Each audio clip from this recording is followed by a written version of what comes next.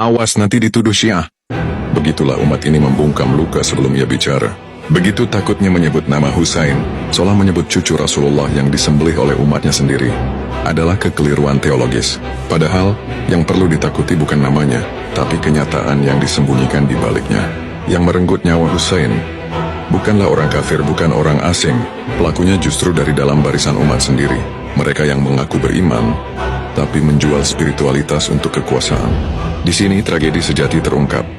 Iman bisa menjadi topeng kejahatan ketika hati disewa duniawi. Ini bukan kisah sekte, atau kisah dari mazhab golongan tertentu.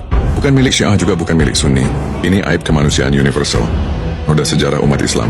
Luka yang terus-menerus dikubur hidup-hidup di bawah tanah retorika politik dan ketakutan buta. Penguburan ini adalah bentuk penolakan diri yang masif, sebuah amnesia kolektif yang disengaja demi mempertahankan mitos identitas yang utuh. Karbala adalah cermin gelap yang tak pernah bohong, yang memantulkan dua wajah. Pertama, yang mahabbah, mencinta Nabi dengan tulus, rela berkorban demi prinsip, meski nyawa taruhannya, dan yang menggunakan agama sebagai alat, menukar iman dengan tahta, membungkam suara hati demi kenyamanan. Tahun 61 Hijriah, titik balik peradaban. Di padang Karbala yang gersang, Husain bin Ali, darah Nabi, cahaya Fatimah, berdiri tanpa pasukan, tanpa ambisi kuasa, hanya membawa senjata terkuat, prinsip yang tak mau dijual, dan membawa satu kalimat yang menggetarkan langit. Husain bin Ali berkata, orang seperti aku tidak akan membayat orang seperti Yazid. Itu bukan fanatisme, itu hakikat nurani yang membelah zaman. Karena di setiap era akan selalu lahir Yazid baru, dengan wajah kekuasaan yang korup, sistem yang mengorbankan nurani demi stabilitas, dan kemunafikan yang bersembunyi di balik bendera agama. Begitu juga setiap zaman selalu akan dibutuhkan keberanian Husain, suara yang berani tegak di tengah samudera diam, dan jiwa yang menolak membungkuk meski nyawa dan keluarga taruhannya. Ketika nama Karbala disebut hari ini, yang terlihat kekosongan mata, yang tak mengenali tragedinya, keterasingan jiwa dari narasi sucinya sendiri. Ironi pahit, hafal banyak lirik lagu Tari Buta Siapa Ali Al-Akbar, pemuda belasan tahun, yang gugur mempertahankan kehormatan Islam di padang Karbala. Tahu banyak dan mengidolakan artis, tapi tak kenal siapa Zainab binti Ali, wanita yang suaranya mengguncang istana tiran. Lebih parah lagi, ada yang skeptis merasa tragedi Karbala itu anggap penting. Sudah lama berlalu, tak usah dibahas lagi.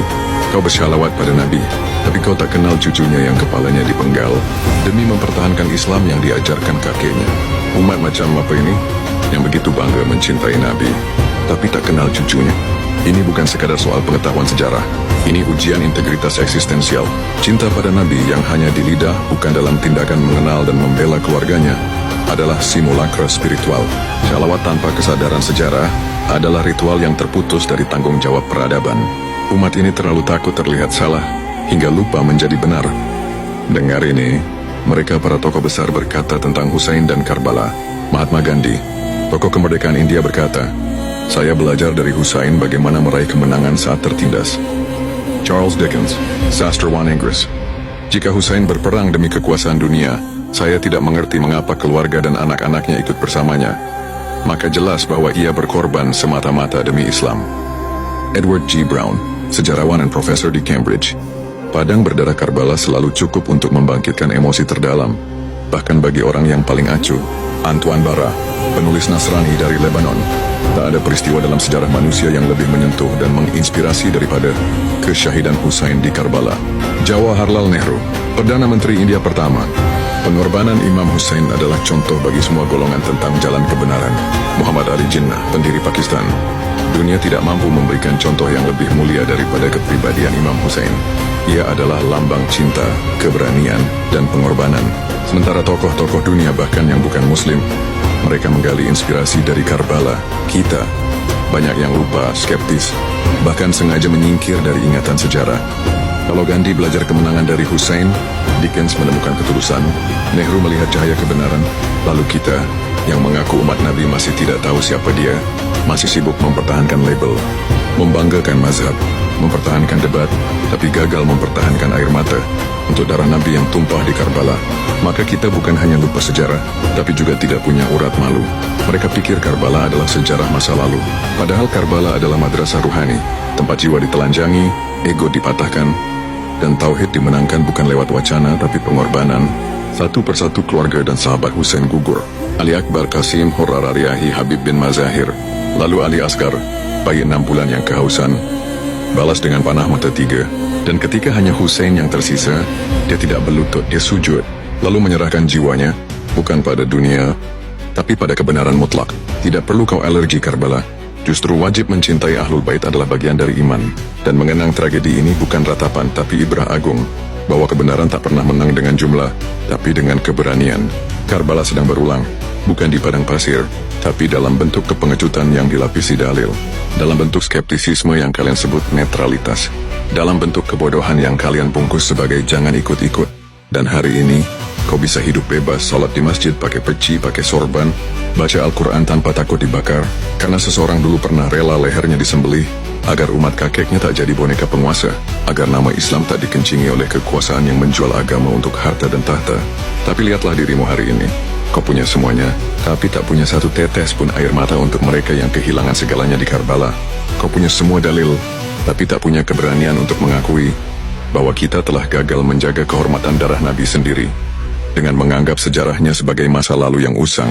Dan nanti, di padang mahsyar, jika kau berbaris bersama umat Nabi, dan Sayyidina Al-Imam Hussein bin Ali berjalan mendekat lalu bertanya, apakah kau tahu siapa aku? Apakah kau menangis untukku? Apakah kau berdiri bersamaku? Apa yang akan kau jawab nanti?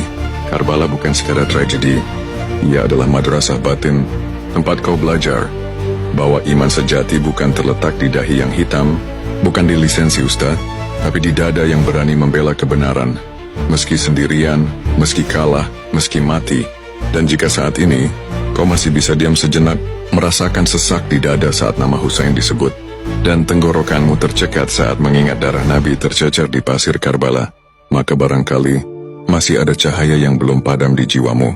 Barangkali kau belum sepenuhnya tertidur, tapi jika semua ini tak menggugah apa-apa, tak ada detak yang berguncang, tak ada getar di nurani, tak ada sebutir pun haru di mata, maka jangan buru-buru menyalahkan dunia. Barangkali yang mati bukan hanya sejarahnya, tapi jiwamu sendiri, yang pergi bukan karena ajal, tapi karena tak lagi sanggup mengenali sang raja tanpa mahkota. Allahumma anta thiqati fi kulli karb, wa anta rajai fi kulli shiddah, wa anta li fi kulli amrin nazala bi thiqatu wa uddah.